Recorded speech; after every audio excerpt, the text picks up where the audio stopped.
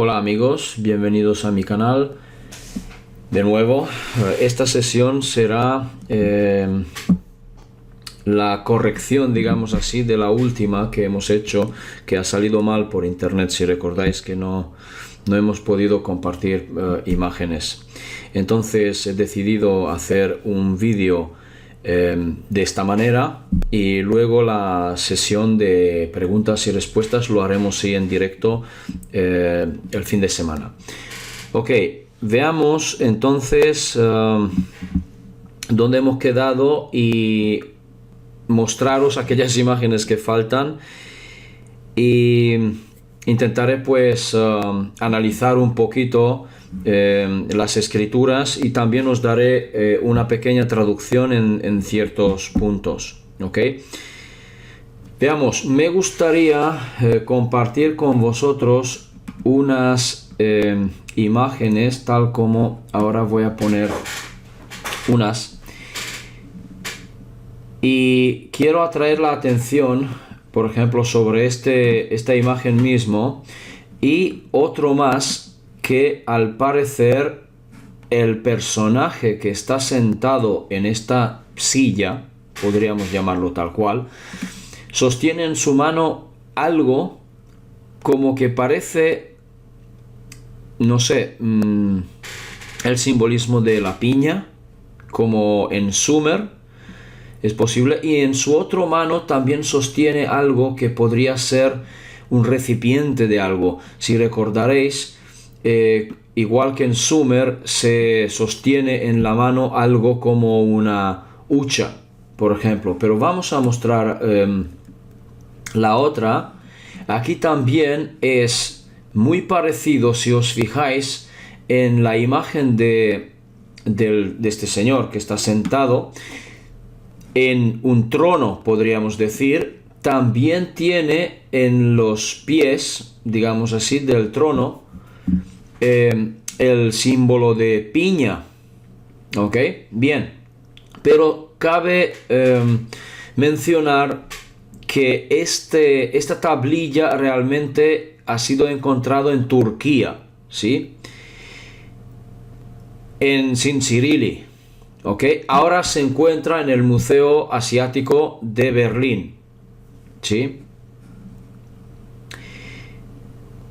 Entonces, estos dos personajes que están en la tablilla parecen similares, incluso lo que lleva en la cabeza. Pero lo importante es la escritura que aparece justamente en estas tablillas. Fijaos que lo que hay aquí, os voy a aumentar un poquito. ¿Ok? Los símbolos que tenemos aquí, ¿ok?, son los mismos, o se parecen mucho, pero podría decir que sí, los mismos con lo que aparecen en esta. ¿Ok? Y observad que tenemos el símbolo de la luna. ¿Ok?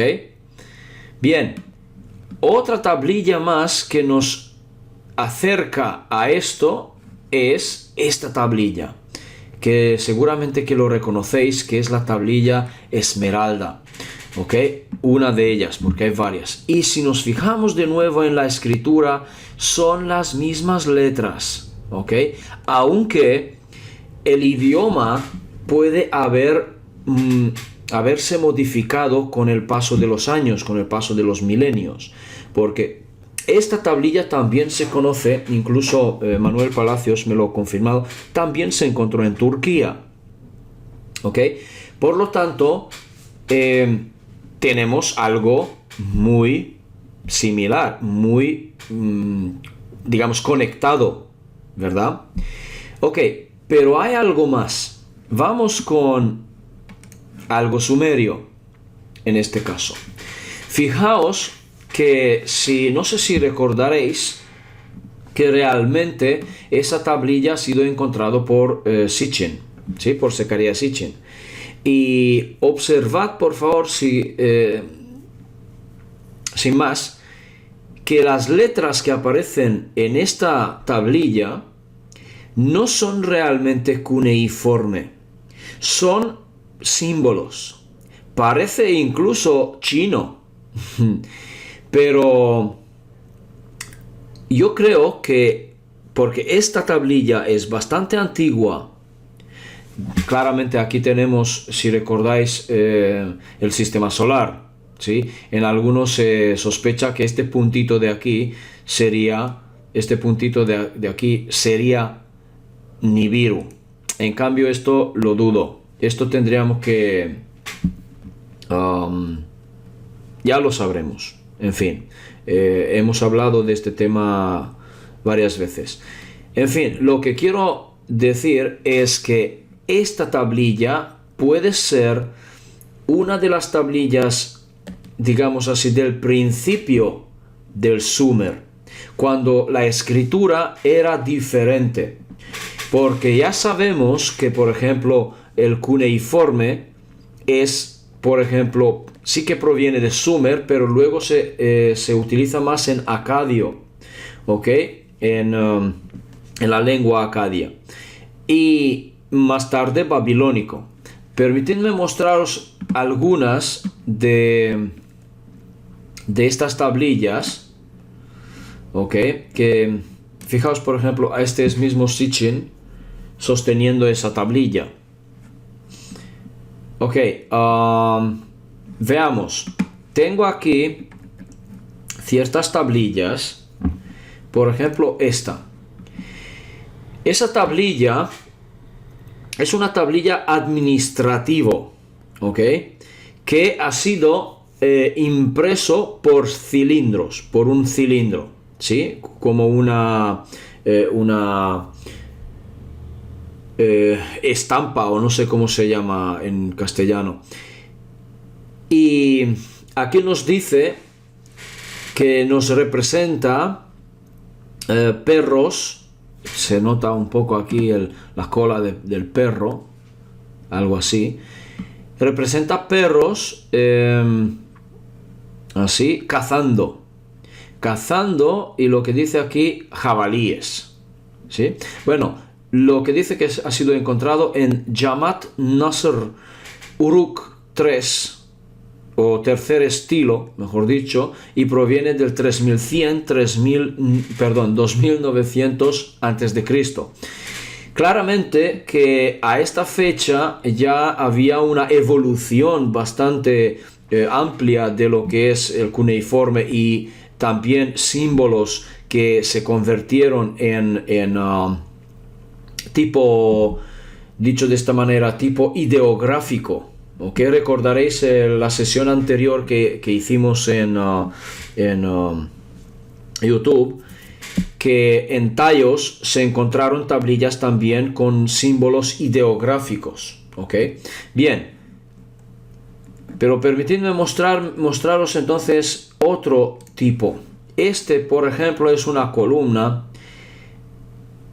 y lo que podemos observar claramente, símbolos cuneiformes. Esto está tallado,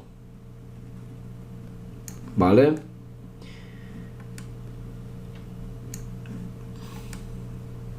Muy bien.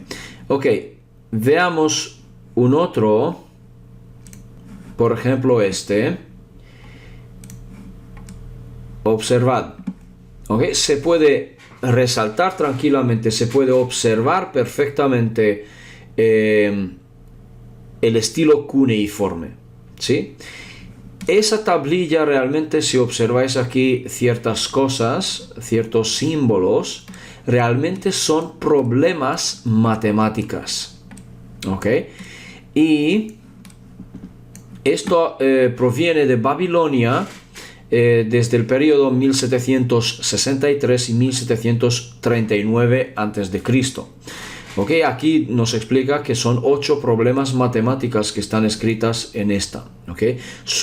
Dice aquí, con dibujos subdivididos, trapezoides y triángulos. ¿Ok? Tal como podemos observar aquí, por ejemplo. ¿Vale? Entonces, nos está mostrando ciertas cosas muy interesantes. ¿Vale?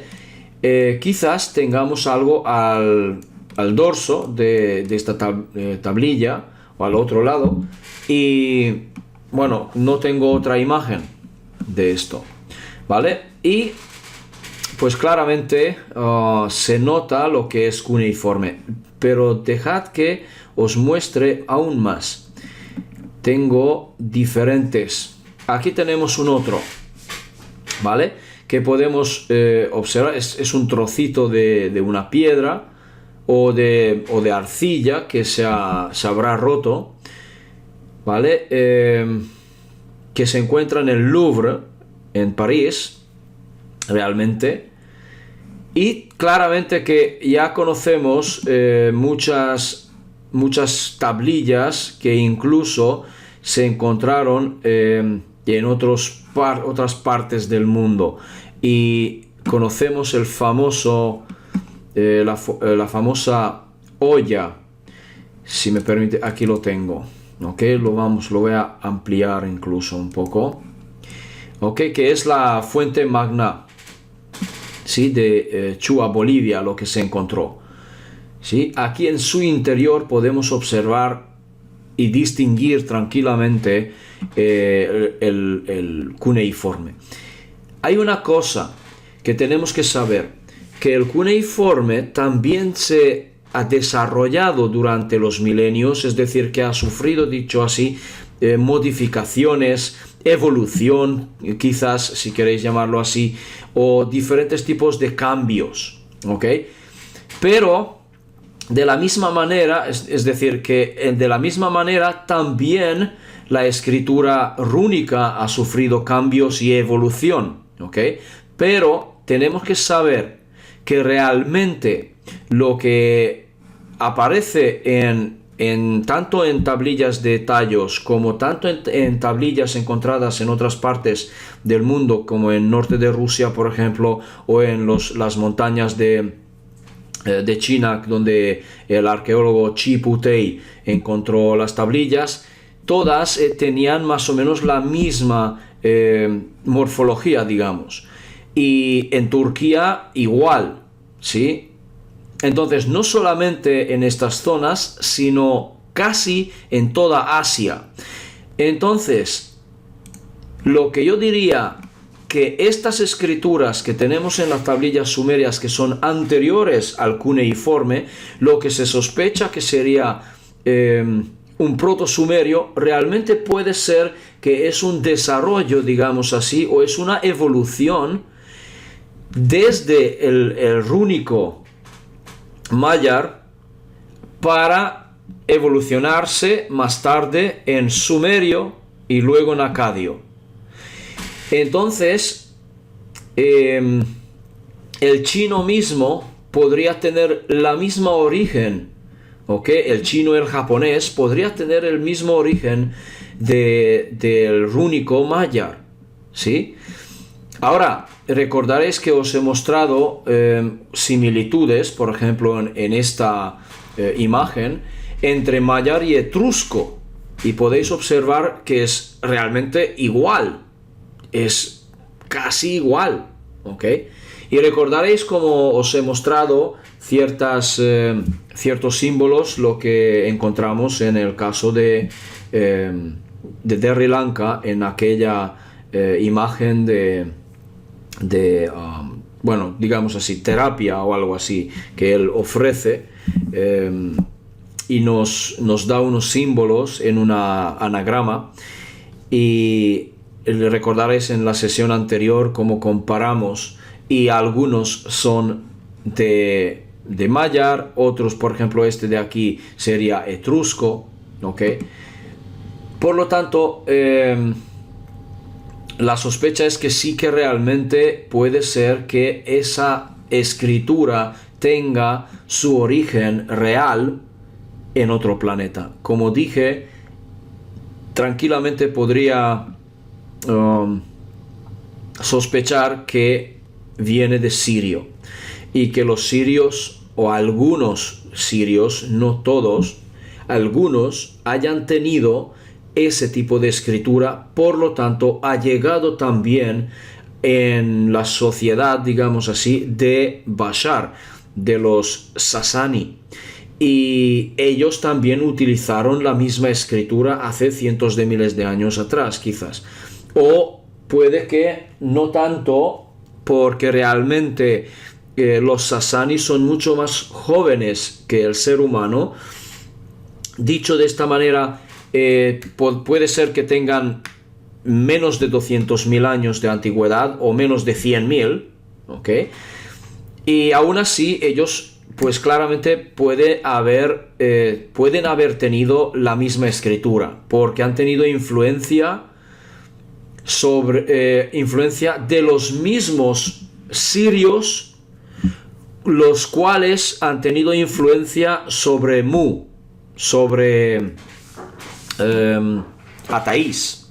Ok, hay unas cosas también aquí que no dije en la última sesión y me gustaría entonces mostraros ciertas cosas que vamos a hablar de los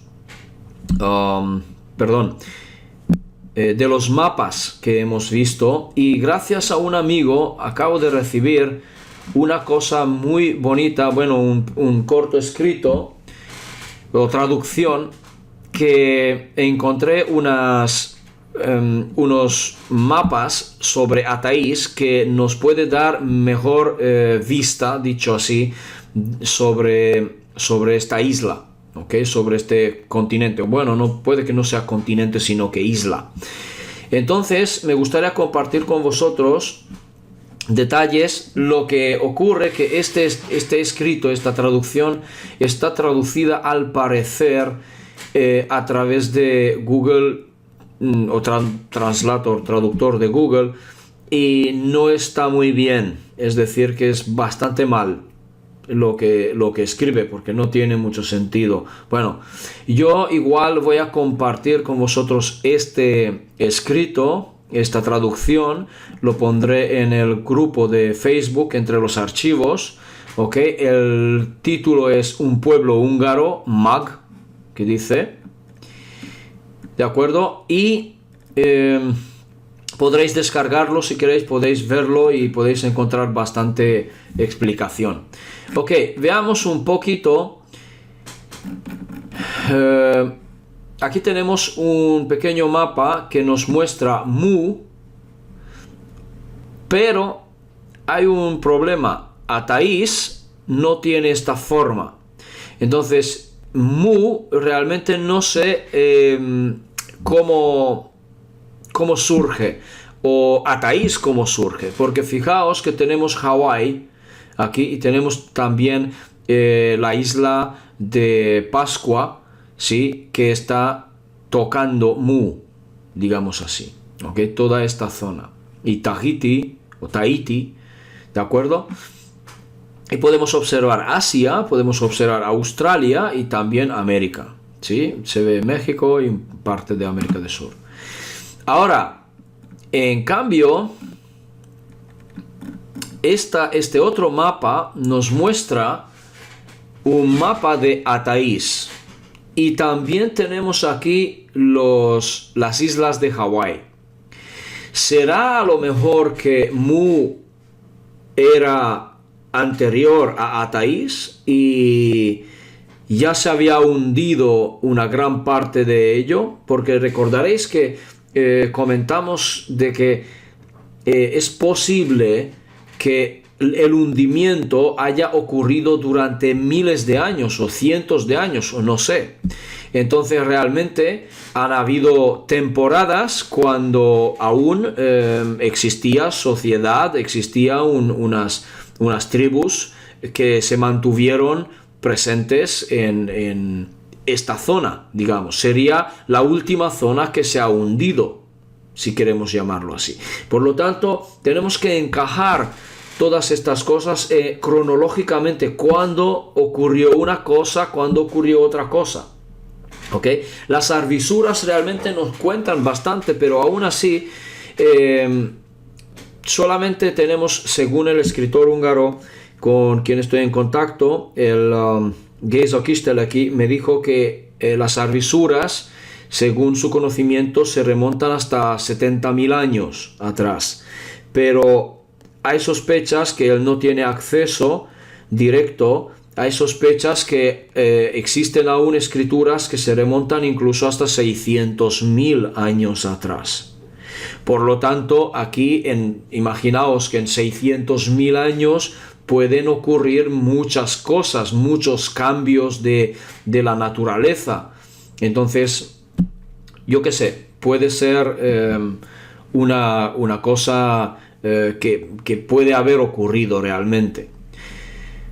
Bueno, sigamos, os muestro un otro que es bastante similar, que aquí nos dice, tenemos unos puntos, que dice A es una ciudad que se llama Kosztorma, B es otra ciudad que se llama Dorojma,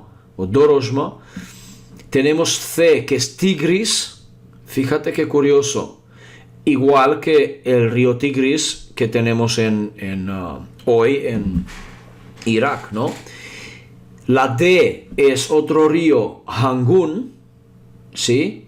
La E, otro río que es Gorazugo, en magyar. Zugo quiere decir que hace ruido, es como si fuera un río de gran velocidad, por ejemplo, que está bajando y hace ruido, por eso lo llaman así. Zugo en húngaro es algo que hace ruido, ¿sí? Luego tenemos la F, que es Kéklény-hegység, dice las montañas del ser azul o seres azules. Lo que pasa es que en magyar o en húngaro es una palabra. Kéklény quiere decir ser azul.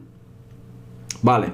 Y la G sería los Hawái, las islas Hawái.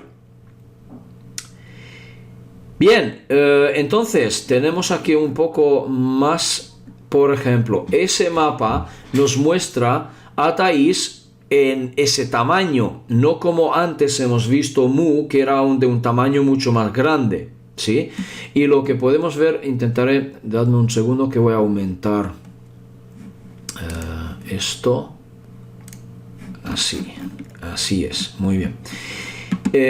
Lo que tenemos en el medio es a Taís, y fijaos que los del pueblo Kosztorma se fueron a Asia y a todos estos, fijaos, ok, la flecha, y mira cómo dice Agaba Om, Parsi Om, Parsi, fíjate cómo dice el nombre Parsi, que hoy, si nosotros decimos Farsi, es el idioma en Irán, es un árabe, sí, Farsi. Y fíjate lo que nos dice aquí, Parsi Om, pero escrito en letras húngaras.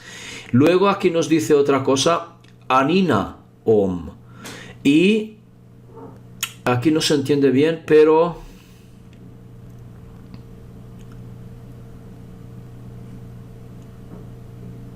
no lo entiendo muy bien, pero podría ser Huxos Om, que sería Egipto, fíjate, justamente. ¿Ok? Y la gente de Dorojma se fueron migrando, mira, Indio Om, Cusco Om. ¿Observas? Cusco Om. Y ahora me gustaría compartir con vosotros entonces un detalle, porque tenemos Cusco Om, Indio Om. Fijaos una cosa muy curiosa. Volvamos con lo que yo tengo. A ver, vale, página 102. Volveré con la otra,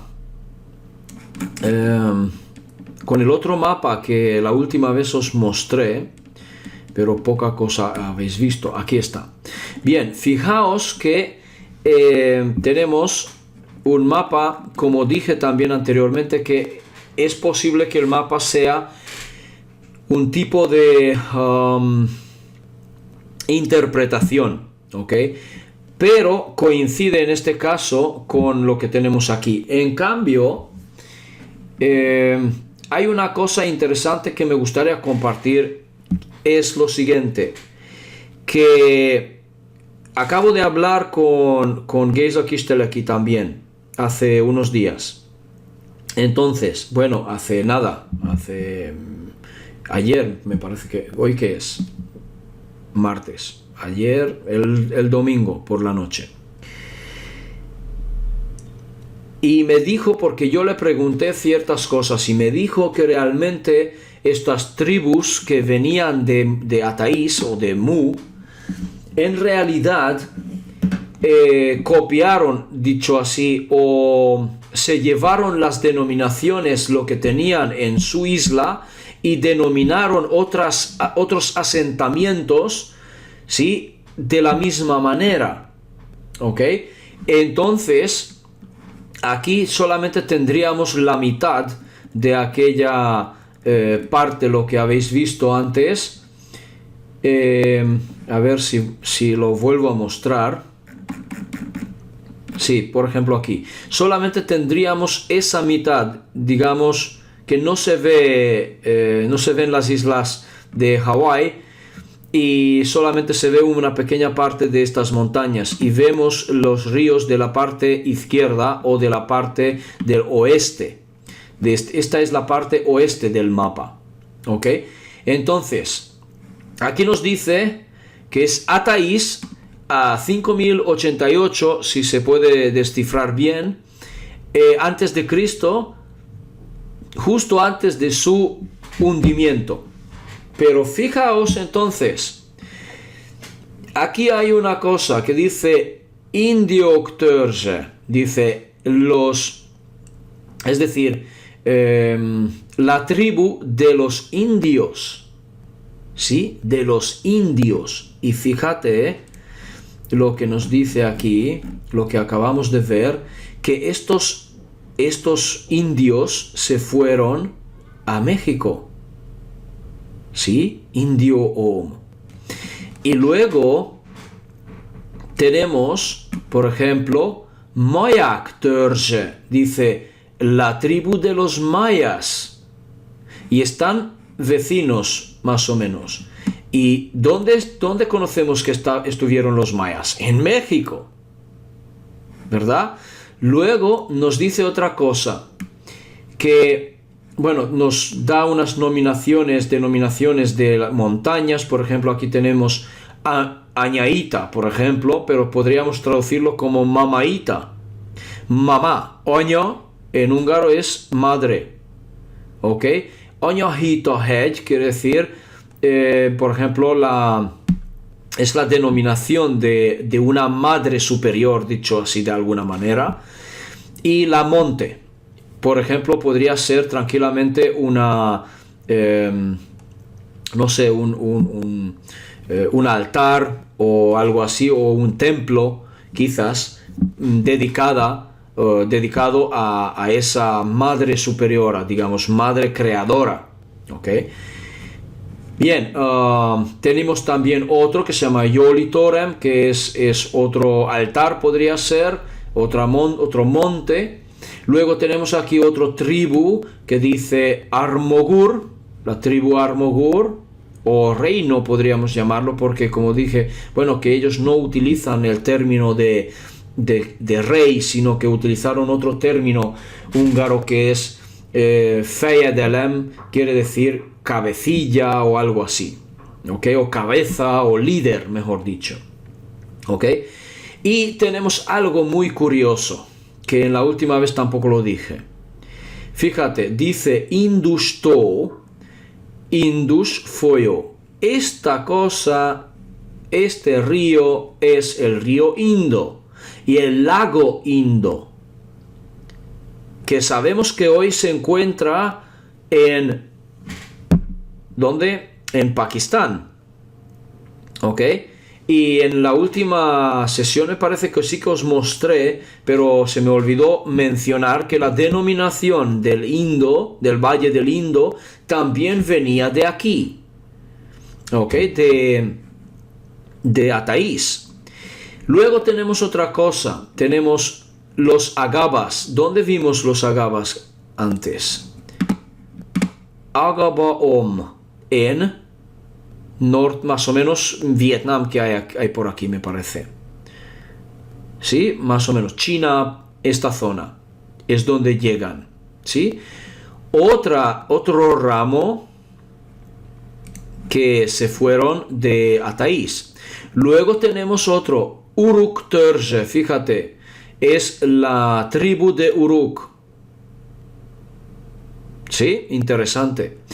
Tenemos la monte del ídolo, si se traduce, sí, creo que sí, ídolo.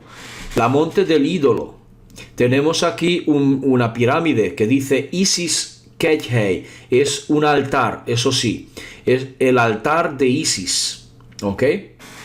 Tenemos luego, aquí al este de estas tribus, tenemos el río Hangun, ¿ok? Que viene desde arriba, río Hangun, y luego tenemos el río, mejor dicho otra cosa, no es río porque aquí nos dice Chotor, no, es realmente un canal, canalización, ¿sí? Dice, es el canal Hun. Y aquí nos dice que todo esto es una llanura, la llanura Hun también, ¿ok? O uno si quieres. Y aquí nos dice la montaña del Ser Azul, ¿ok? Y aquí dice Gara Zugo, que era el otro río que era con ruido, como dijimos, ¿sí? Y justamente aquí al lado lo que nos dice Gog Törje quiere decir la tribu de Gog, o según me he enterado que en castellano es Og, en fin, aquí es Gog, y en maya siempre hemos dicho Gog. Y dice que son los hunos blancos, en paréntesis. Estos son los hunos blancos, o hunos, como quieras, hunos. Más al sur tenemos el lago Hun, ¿sí?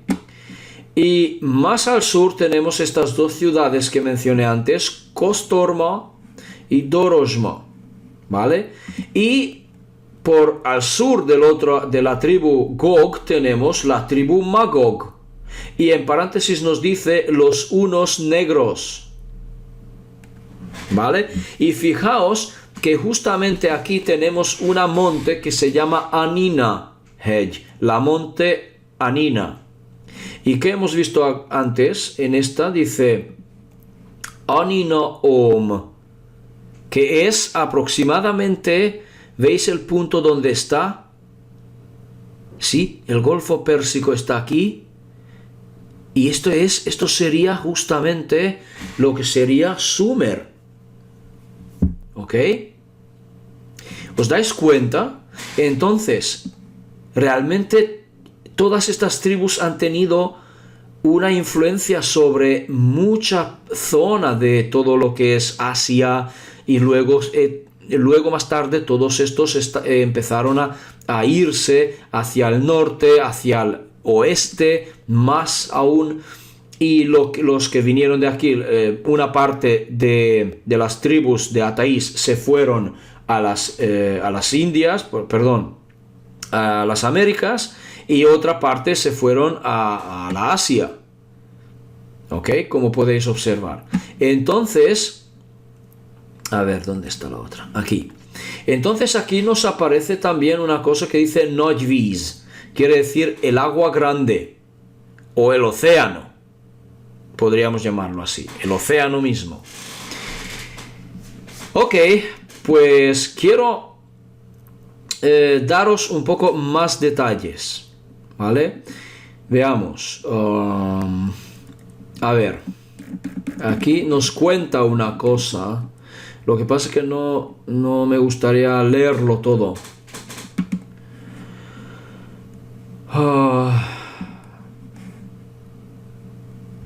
Vale, aquí habla de Cusco también.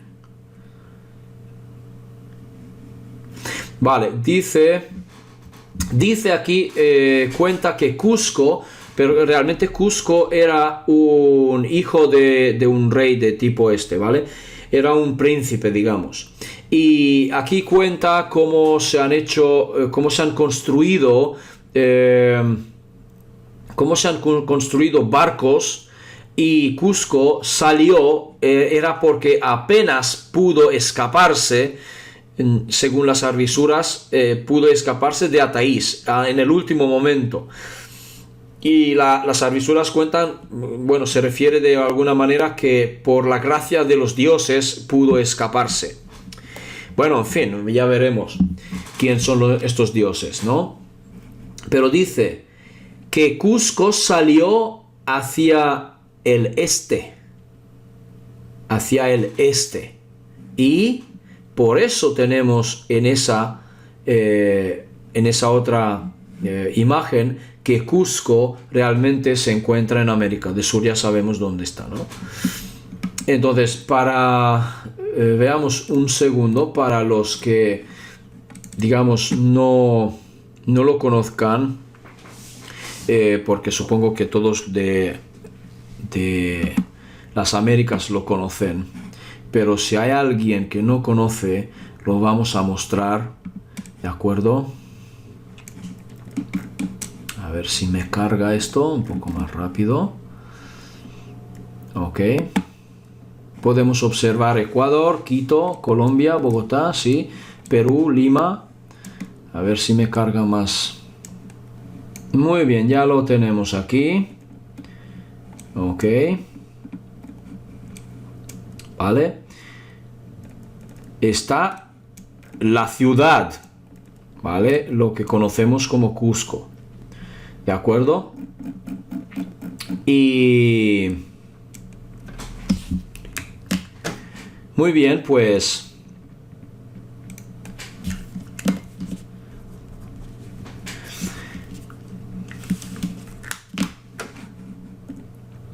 muy bien, entonces hemos visto dónde está Cusco, ¿sí?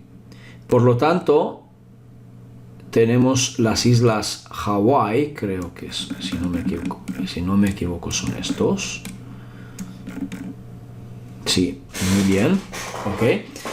Entonces lo que tendríamos que hacer es, según el tamaño de los Hawái, buscar en esta zona a ver si podemos encontrar algo, ¿sí? Bajo las aguas. ¿Ok? Lo que pasa que seguramente que esto se habrá destruido. Entonces no sé si realmente se encuentra algo. Tendríamos que dibujar el mapa y localizar los dos pueblos, los más grandes, que eran las ciudades, Kostroma y Dorosma, y hacer una expedición marina. A ver, aproximadamente tendría que llegar hasta aquí. Una expedición marina para encontrar algo bajo aguas, ¿sí? Bajo las aguas. Pero quién sabe qué es lo que pasa aquí, si vamos a encontrar algo o no. Ok, aquellos ríos se han destruido, las montañas puede que sean estas de aquí, por ejemplo, ¿sí? En fin, vale, entonces volviendo con lo nuestro, ¿vale? Quiero deciros aquí un pequeño tema. Dice que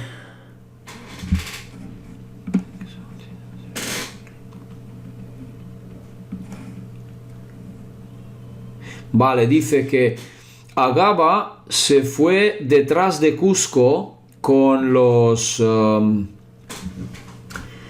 ¿cómo se traduce esto? Con los artesanos, sí, podría decir así, con los artesanos.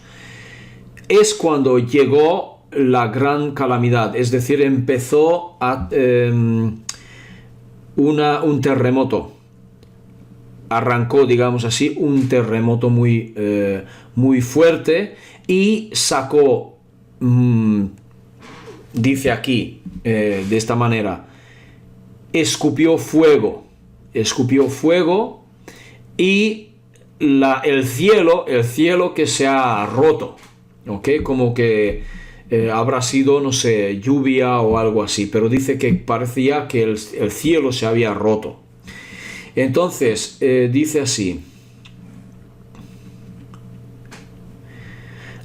Dice así, que en esta calamidad, en este desastre, Los barcos de tipo Cusco, que se llama así porque Cusco lo que hizo es crear barcos de caña, se dice aquí, porque nad es caña y hoyo es barco o...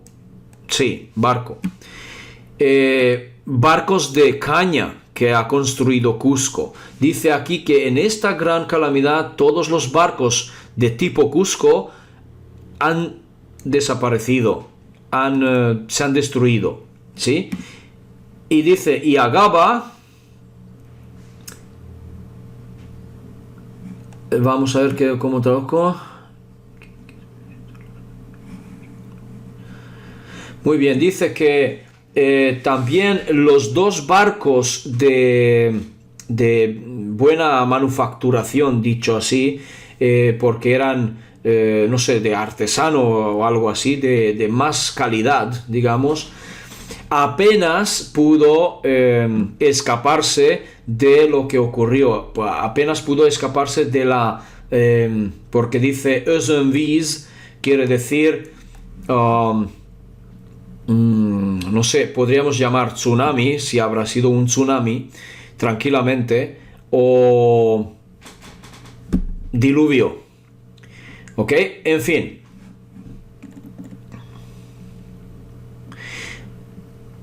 Muy bien. Aquí nos dice que entonces el pueblo de Agaba se ha jurado que siempre van a buscar los que quedaron de los pueblos de Buda, de Shuva en húngaro, y de Cusco.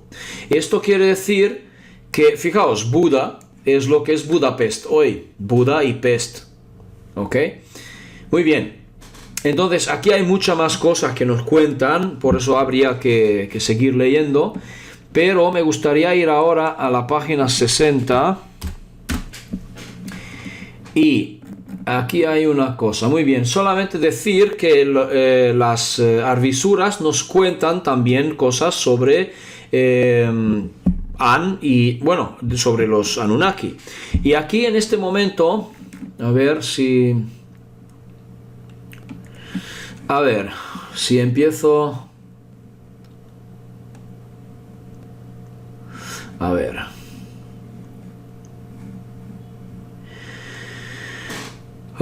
Es que no sé hasta dónde irme atrás. Ok.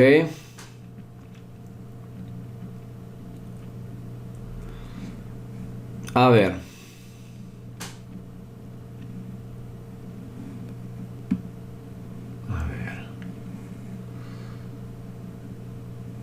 Ok, está contando de cómo construían, por ejemplo, y dice que la madera para la construcción lo sacaban de las montañas cercanas, pero esto ya aquí o sea, no en Ataís, sino que mucho más tarde en Sumer.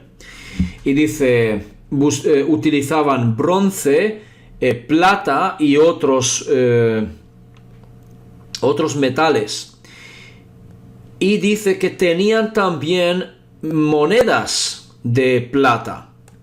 Luego dice, sus barcos por delante y por detrás eran altos. Eran, no sé a qué podría referirse, pero eran altos, dice. Este es el término mogosh, quiere decir alto. Bueno, suponemos que ya sabemos a qué se refiere por la forma de arco, digamos así, a los barcos, ¿no? Vale, y luego dice, aparte de los remos, también empezaban a utilizar velas se dirán, ¿no?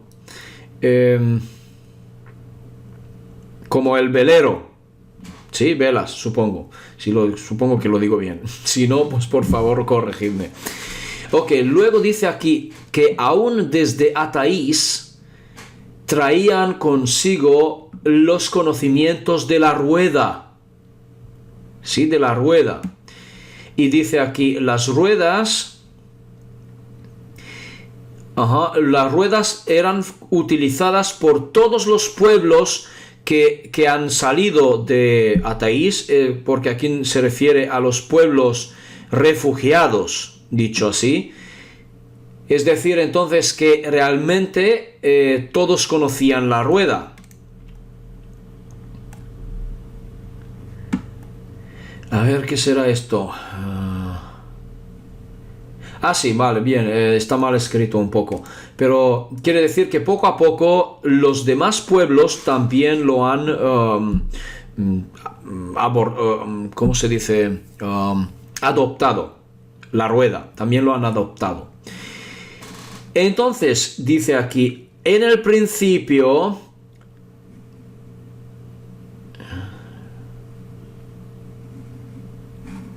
Muy bien. En el principio, el pueblo de Sumer tenía solamente 1000 dioses. 1000 dioses. Pero después del primer rey sumerio, ¿ok?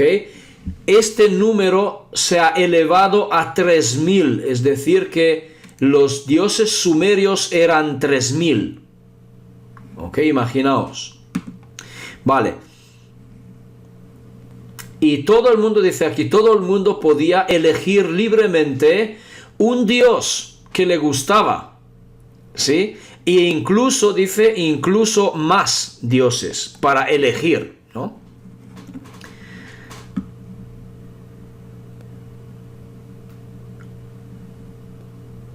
Ok, dice que esta cosa, o sea, elegir un dios, estaba aumentando, está lógico, estaba aumentando los lugares de donaciones y los lugares de altares y algo así, y de intercambios también, porque aquí se refiere a dinero también, ¿sí? Por ejemplo, como tipo mercados, quizás, ¿ok? Bien, y dice que en aquel momento el dios del cielo era An, ¿ok? El dios del viento o del aire era Enlil, el dios de la luna, ¿ok? Porque Hold en Magyar es luna. Bien, el dios de la luna era Nannar, ok, y etcétera, etcétera. Aquí nos explican unas cosas más. En fin, hay un detalle que dice que según los conocimientos de Ataís, los sabios estaban contando el tiempo en lunas, ok. Hold, Honop. Honop es mes en Magyar, pero dice mes lunares, entonces podríamos llamarlo así. Esto quiere decir que desde una luna llena hasta otra luna llena, así es como lo contaban, desde una luna llena a otra luna llena, pero siempre empezando con luna llena, ¿ok? Entonces dividieron también en este tiempo de luna en segmentos de 7 días, ¿ok? Esto quiere decir 7 días, que serían las semanas. Entonces, ¿recordáis un dato interesante? Que realmente lo que tenemos hoy, el calendario actual, aparece mucho más tarde, y al parecer que antiguamente en Sumer no tenían 7 días, sino de otra manera. Un mes no tenía 31 días, sino diferente, ¿sí? Entonces, como que la semana quizás ni existía, pero sí que habla algo la Biblia incluso, pero era diferente. Dice que el sexto día era cuando Dios se ha, dicho así, ¿cómo es mira cómo tengo lapsus? No recuerdo exactamente la frase, pero dice que Dios se tomó su tiempo, ¿no? O se fue a descansar, ¿no? Entonces, el sexto día, eran 6 días en vez de 7. En cambio, desde Ataís ya venían con 7 días. ¿Vale? Ok, entonces dice aquí que también a un día, lo dividieron en 24 danas. Recordáis seguramente que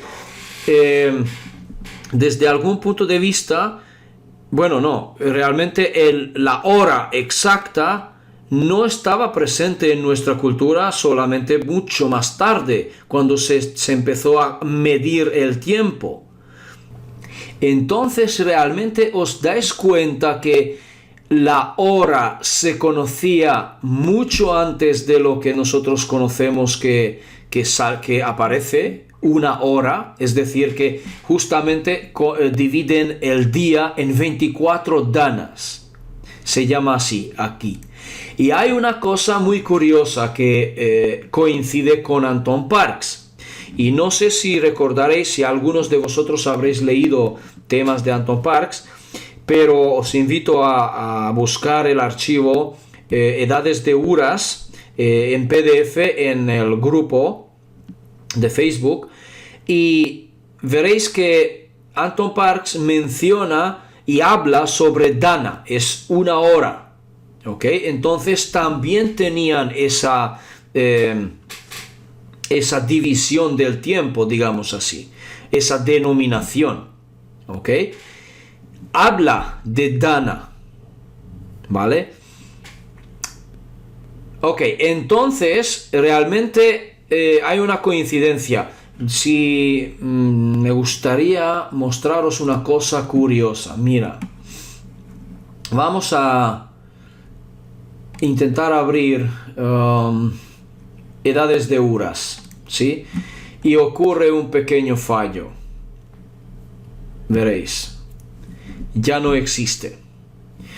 El problema es que no sé qué habrá pasado con la cuenta de Zeitlin.net, ¿sí? De Gary Zeitlin, porque ya no sale la página.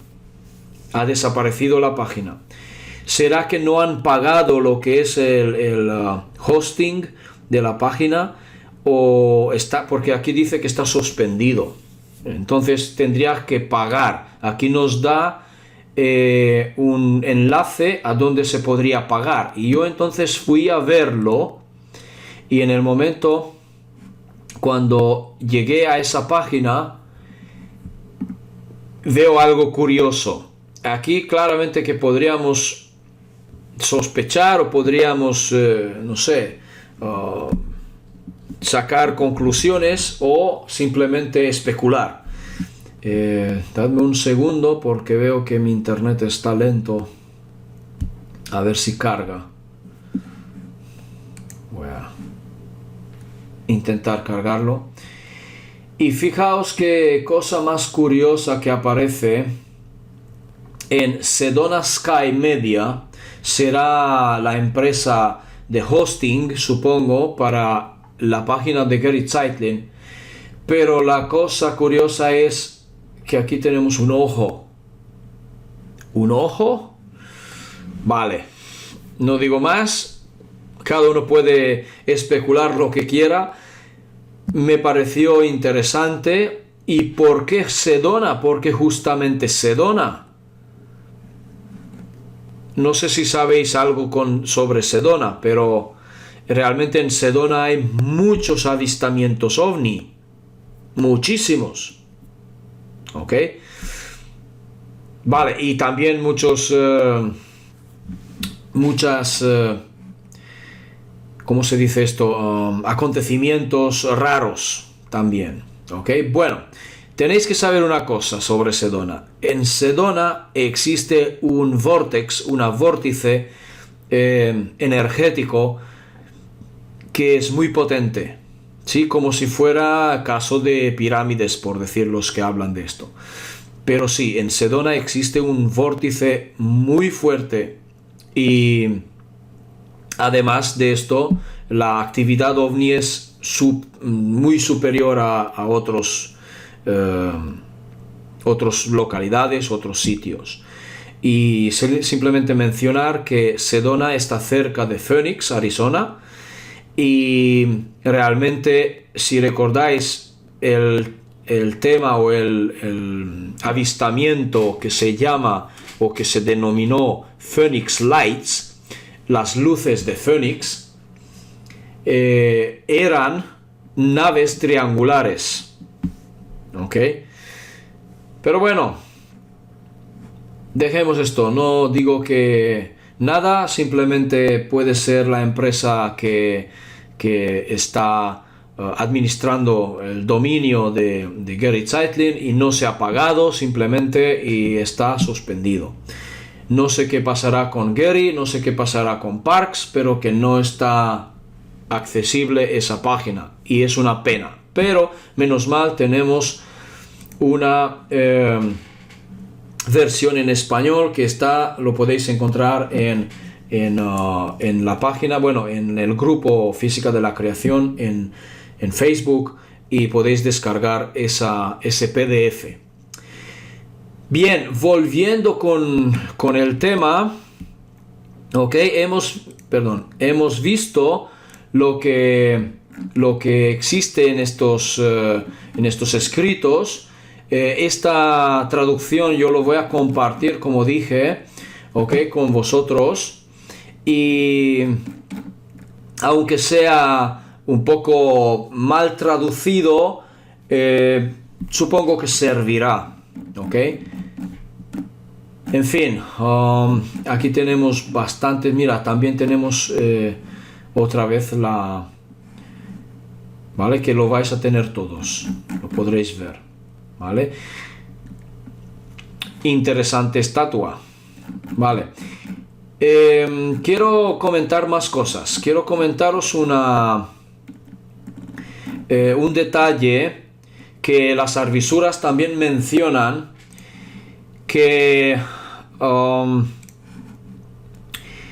mencionan a una mujer creadora, una madre, dicho así, porque bueno, en realidad se traduce la mujer de oro, pero hay muchas mujeres de oro con diferentes nombres como nombre personal, pero en una parte habla de una mujer de oro que ha creado a las estrellas, que ha creado a planetas, ha creado incluso Sirio. Es decir que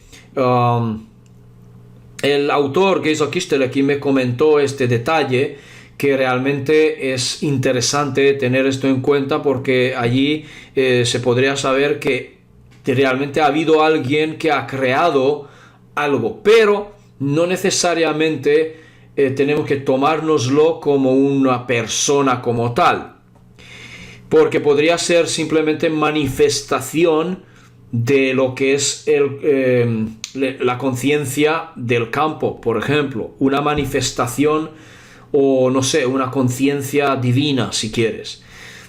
Pero esto ya lo veremos. A lo mejor las escrituras se refieren a una persona como si fuera Dios, pero realmente no es, desde este punto de vista, no es una persona o no es un personaje. Simplemente lo hablan como si fuera, como habla la Biblia, por ejemplo, de los Elohim, o como menciona a Yahweh mismo. Sí, entonces podríamos, pero ya sabemos, claro, que Yahweh es realmente un personaje. En cambio, esa mujer de oro puede no ser un personaje. ¿Ok? Esto es mucho estudio aún para ver, pero en fin. Me gustaría daros otro detalle que la última sesión no os dije, y esto es sobre el húngaro que vivía en Transilvania, László Izsaki, ¿okay? Que en los años 70, que en la última sesión sí menciono algo de él, que cómo se encuentra con el ovni, cómo recibe las tablillas con los mensajes, ¿recordáis? Y cómo lo traducimos, y aquí está justamente lo que veis en pantalla.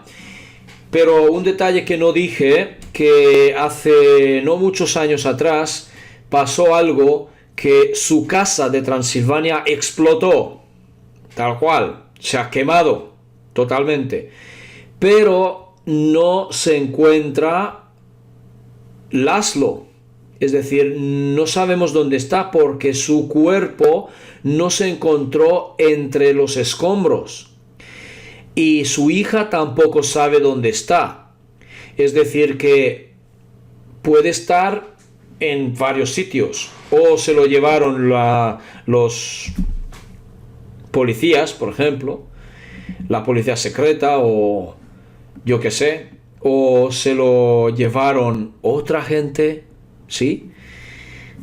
Entonces realmente podemos especular de nuevo, pero en principio no sabemos dónde está.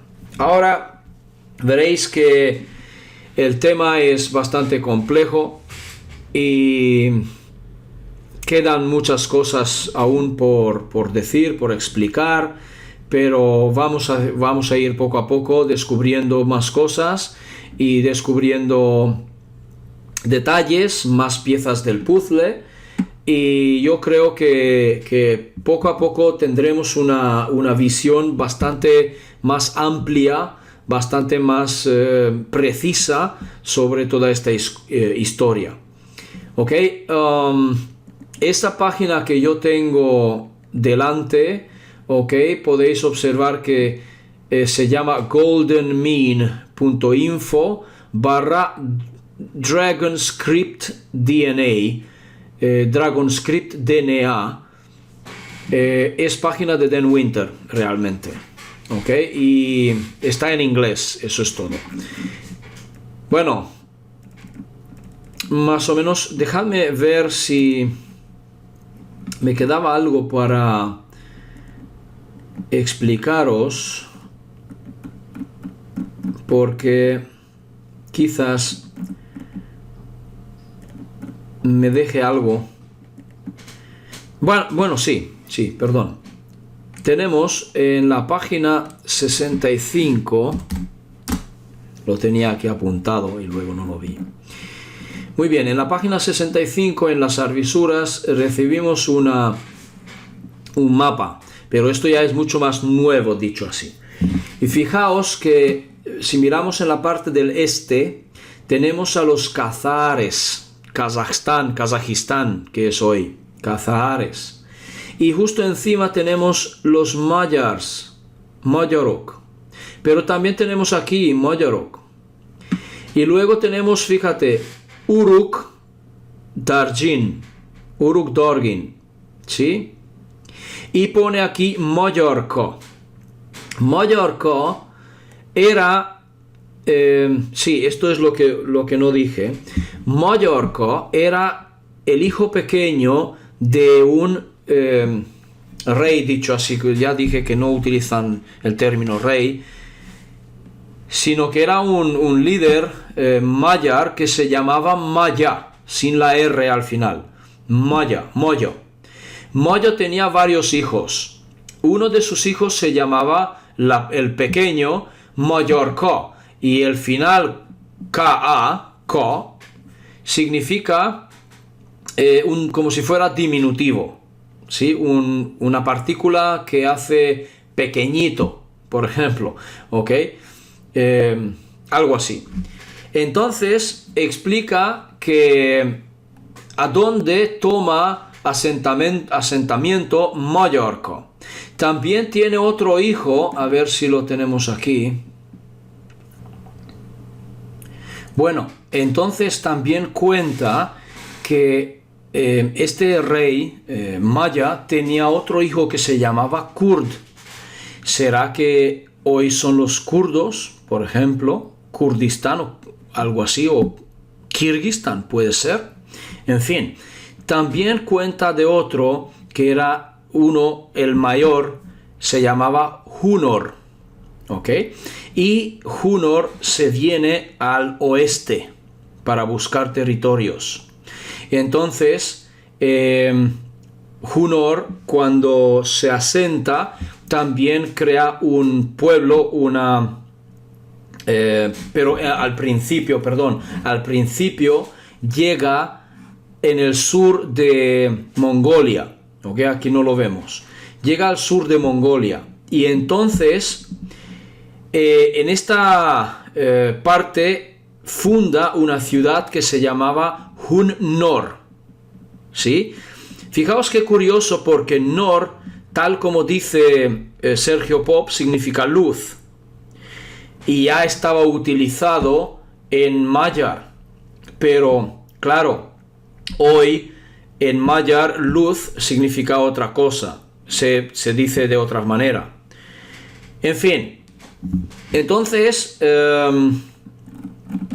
veamos, tengo otra página. Bueno, aquí en este mapa podría mencionar, si queréis, por ejemplo, a los que pone aquí Suomak, que quiere decir los fineses, Finlandia, ¿sí?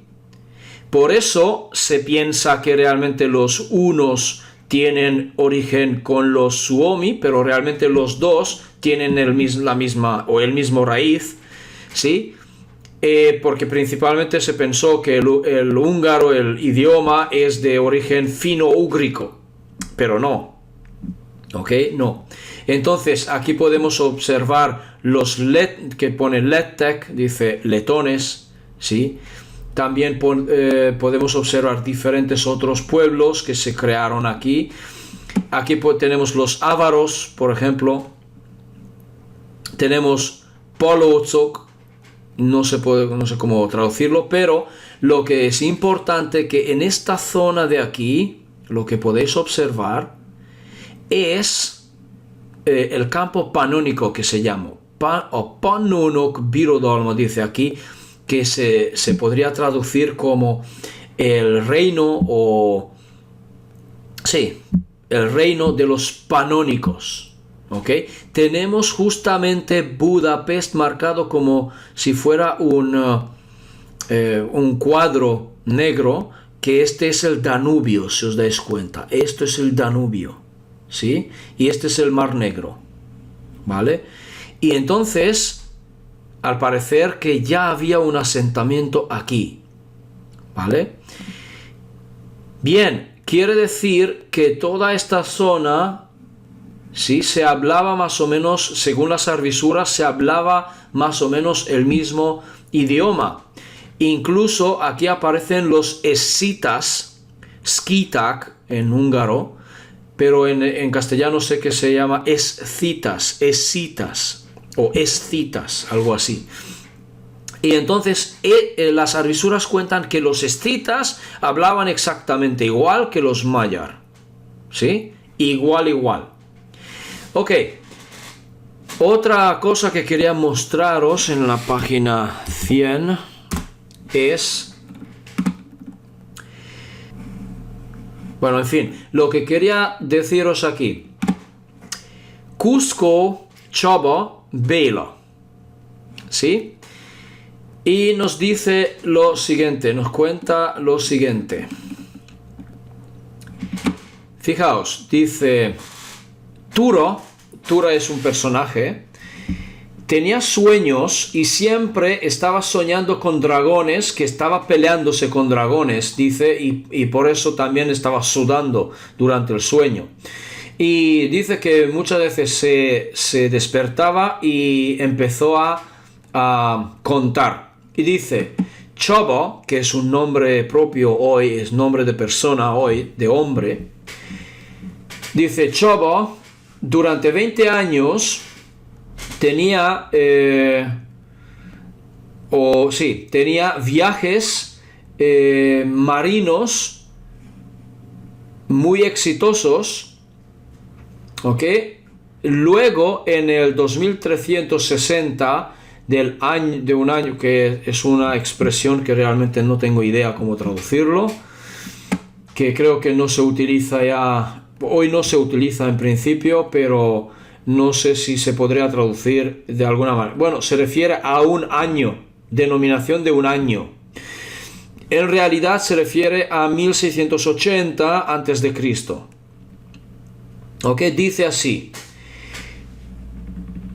que a partir de este año, los hunos, es decir, mejor dicho, el comercio de los hunos, muy bien, se dirigió hacia el oeste.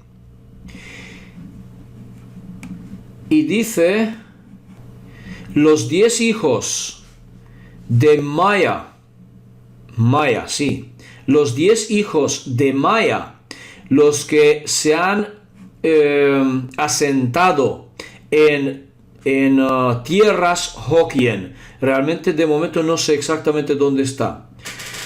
Pero dice así, los que se asentaron en tierras Hokkien, ¿vale? No podían aceptar de ninguna manera que la parte del norte, dice, la parte del norte de la tierra se ha partido en dos. Así, y dice, por eso, Tenno ne piace otra cosa, non è giusto perché y por eso se unieron con Tenno, con la gente de Tenno, y buscaban su camino hacia el este. Ok, de esta vez. Este es Kelet. Ok, pero me parece que tenía un dato que yo quería daros. Ah, sí, claro, es aquí, en el 102. Y dice así. Muy bien. Cusco, así está. Cusco era un príncipe, dicho así. Dice así. El que solamente por la gracia de los cielos, dice, la gracia por la gente de los cielos, mejor dicho, Egie podría traducirse así. La gracia es que llama. ¿Vale? Pudo salir de Ataís. ¿Vale? Pudo escaparse de Ataís. Y empezó la escuela de chamanes, ¿sí? Y con todo su conocimiento y con toda su pasión estaba educando a la juventud. Entonces dice que desde Ataís él consiguió traer una bola, bola de tierra. Es decir, que podría ser mapa, porque se refiere más o menos así. Feld es tierra, ¿ok? Trajo una bola de tierra. Dice que esta bola de tierra se parecía también a una bola de tierra hecho por Sistorem. Sistorem podríamos llamar como si fuera algún tipo de dios o algún personaje. ¿Ok? Que dije, Sistorem también hizo uno parecido al principio de las creaciones de las tierras o la creación de los planetas, quizás. ¿Ok? Entonces dice aquí que en esta bola de tierra, ¿ok? Han marcado también las zonas de la glaciación. Es decir, las zonas donde ya no se podía navegar porque ya llegaba el hielo. Entonces ponían los límites, estos son los límites de la glaciación. ¿Ok? Entonces, para que más allá de esto no está permitido ir. Ok, entonces dice Cusco. Desde su memoria marcó el territorio, marcó el punto sobre esta bola, en el gran agua, ¿ok? En el gran agua donde estaba situado Ataís anteriormente. Y dice, Ataís ha sido engullido por el gran agua.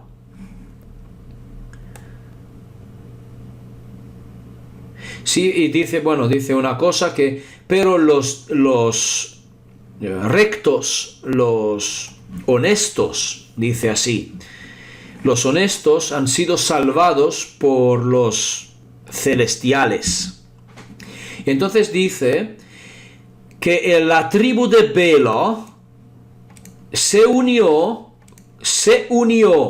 con el de Cusco, ¿ok? Y con el de Chaba. Muy bien. Y dice entonces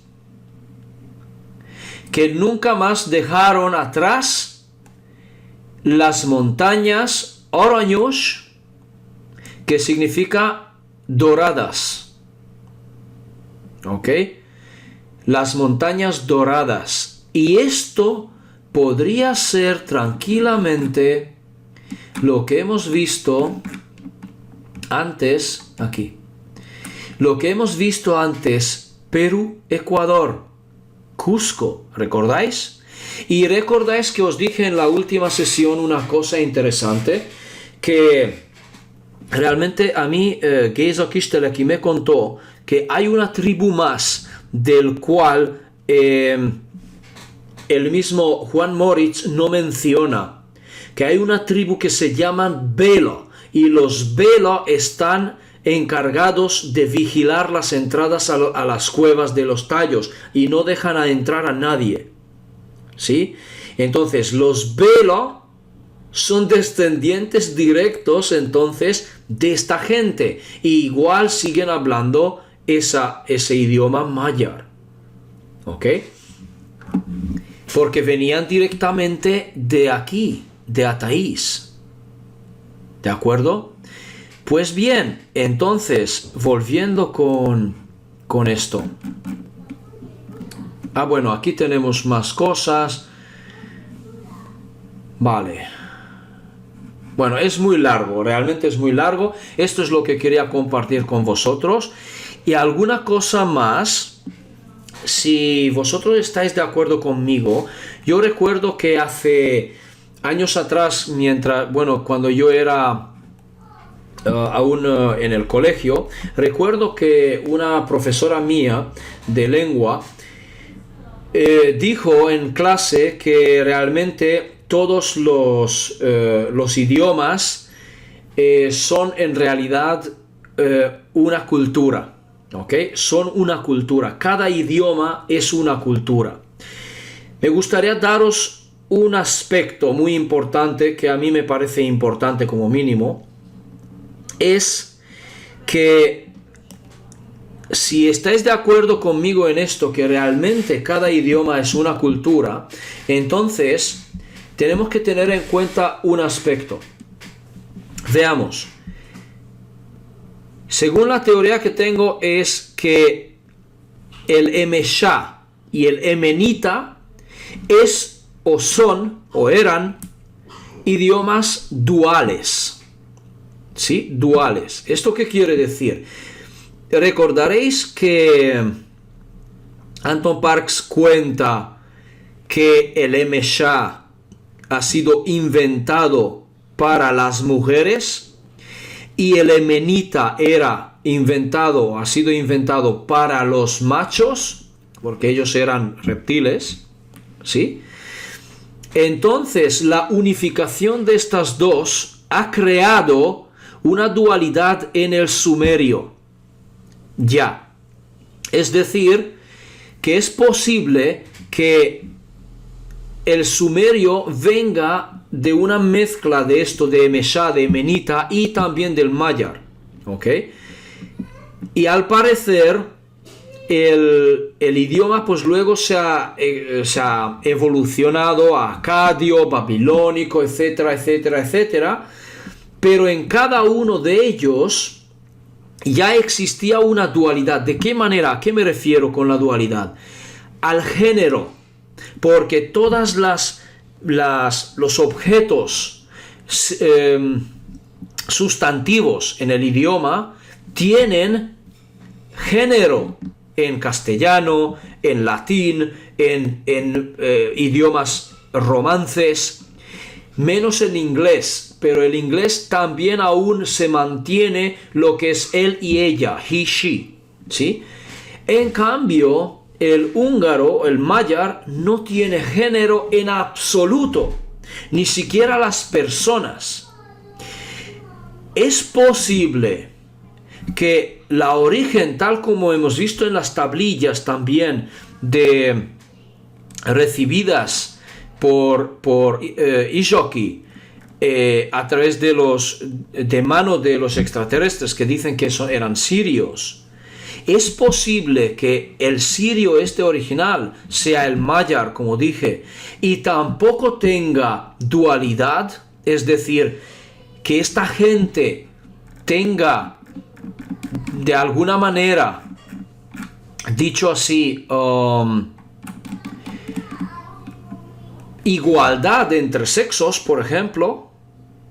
No existe él y ella, en magyar en realidad no existe él y ella, nosotros utilizamos para decir él o para decir ella, utilizamos una sola letra, que es ö, ¿ok? Para los dos. En cambio sí que tenemos nombres, denominaciones de mujeres y denominaciones de hombres, sí, como yo me llamo Stefan o Steve o Istvan en húngaro realmente. Entonces es para hombres, no hay este nombre para mujeres, por ejemplo. Pero sí, claro que el idioma ha tenido mucha influencia del latín, también ha tenido influencia del turco. Bueno, los que después de Atila se asentaron en el campo panónico. Pues esta zona, este país,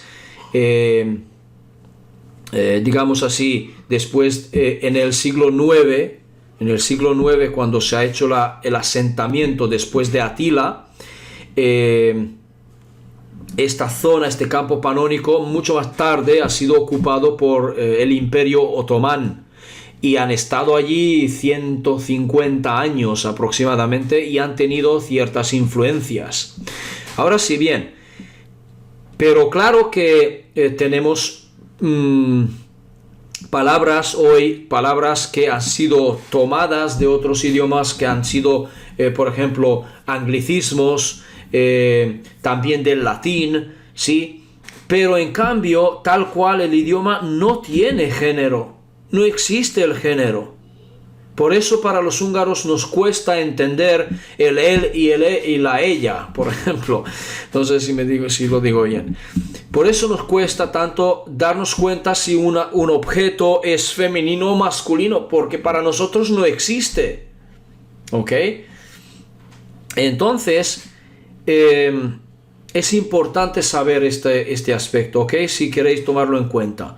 Es posible que la sociedad de donde viene el idioma no tiene dualidad de este tipo. Entonces, me da realmente la sensación que sí, que claramente que el idioma es extraterrestre y puede venir de una sociedad mucho más avanzada que la nuestra. Pero luego, claramente, los demás idiomas, las demás lenguas que tenemos en la Tierra vienen también de diferentes, digamos así, infiltraciones, vienen de diferentes fuentes. A lo que me quiero referir realmente es que están o han sido influenciados, y me gustaría compartir con vosotros ese mapa, ¿ok? Simplemente para ver que los lirianos, como digo, que se huyeron, luego a través de guerras civiles ocuparon diferentes constelaciones y se desarrollaron cada uno por su cuenta, diferentemente. Y entonces quizás que a través de milenios o cientos de miles de años, quizás cada uno se ha desarrollado diferentes idiomas. Y en nuestro planeta muchos de ellos han tenido influencias en diferentes pueblos, ¿ok? Y fijaos entonces, por ejemplo, que los Draco, después de ocupar Lyra, después de ocupar Rigel y después de crear Zeta Reticuli 1 y 2, crean la Confederación de Orión, de los Draco, ellos tienen influencia sobre Estados Unidos. Los de Procyon tenían influencia sobre los mayas y los incas, pero después del hundimiento de Ataís, ¿ok? Luego Arcturus, los arcturianos tenían influencia sobre Roma antigua, pero Roma antigua es mucha más nueva, dicho así.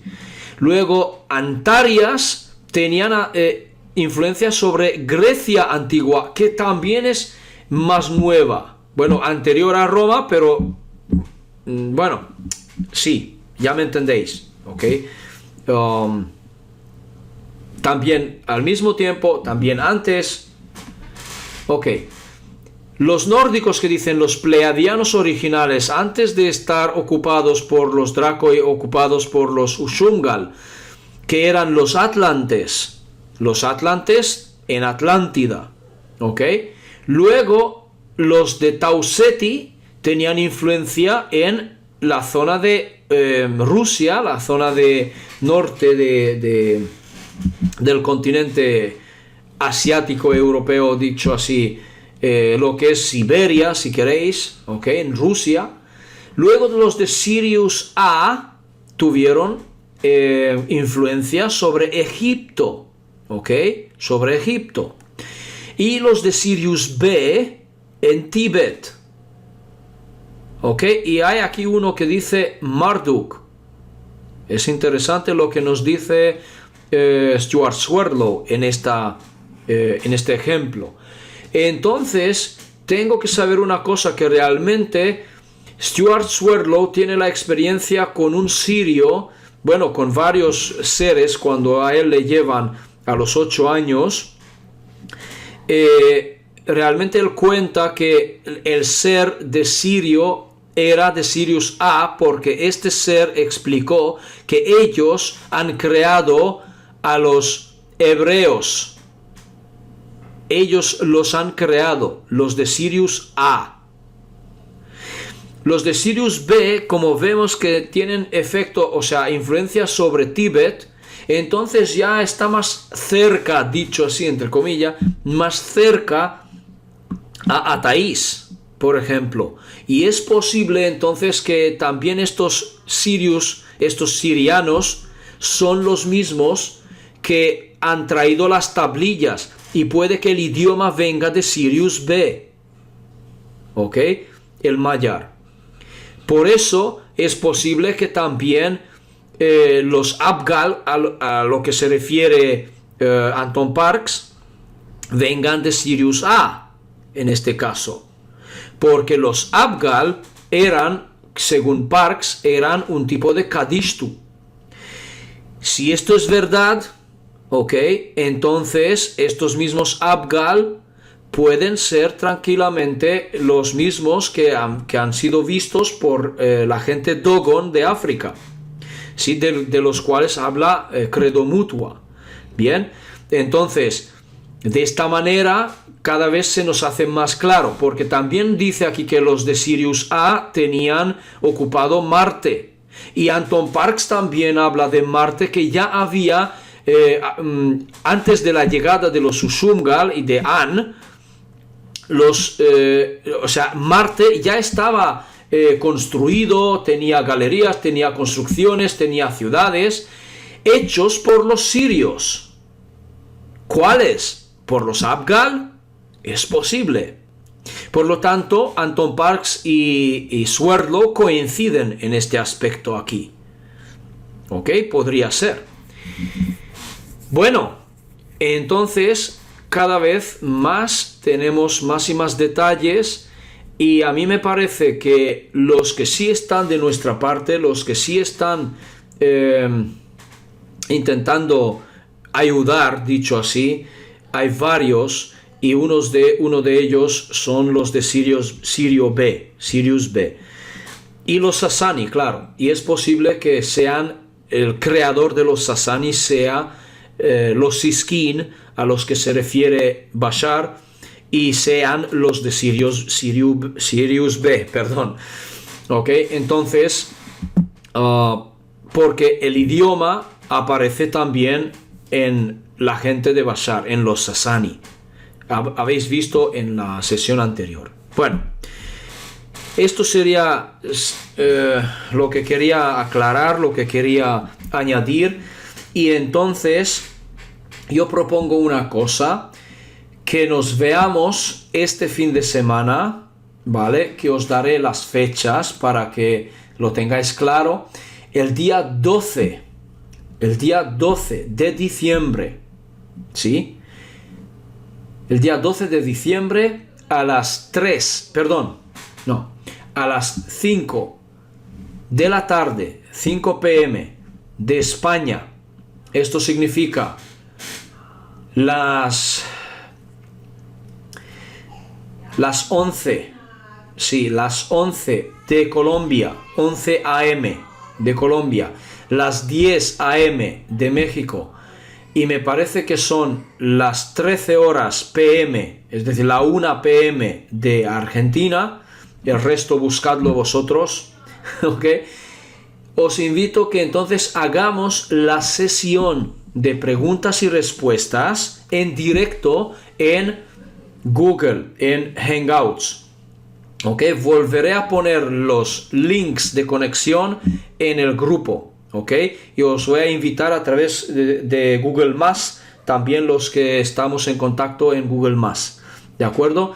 Entonces, hagamos esa sesión por separado, porque de esta vez si no se puede compartir pantalla, entonces que no pase nada. Ya habéis visto las imágenes, entonces lo tenemos en este vídeo. Entonces contestaré las preguntas. Por favor, mejor que nada, apuntaos las preguntas y me lo hacéis aquel día, porque me cuesta bastante revisar comentarios, porque tengo muchos deberes, entonces no puedo revisar siempre comentarios, ¿ok? Entonces mejor os conectáis directamente este día, a esta hora, y vamos a hacer en directo, ¿vale? Preguntas y respuestas, e intentaré responder o contestar a todas las preguntas que me traigáis. Y bueno, lo que pueda, lo que yo sepa como mínimo, ¿de acuerdo? Y ya está, esto es todo. Gracias entonces por participar, por ver este vídeo, y gracias también por escucharme, y nos vemos entonces el fin de semana. Y luego también claramente podéis comentar, y si más adelante surgen preguntas intentaré responder a todas. ¿Ok? Pues lo dejamos aquí. Un fuerte abrazo a todos y nos vemos pronto. ¿Ok? Un saludo.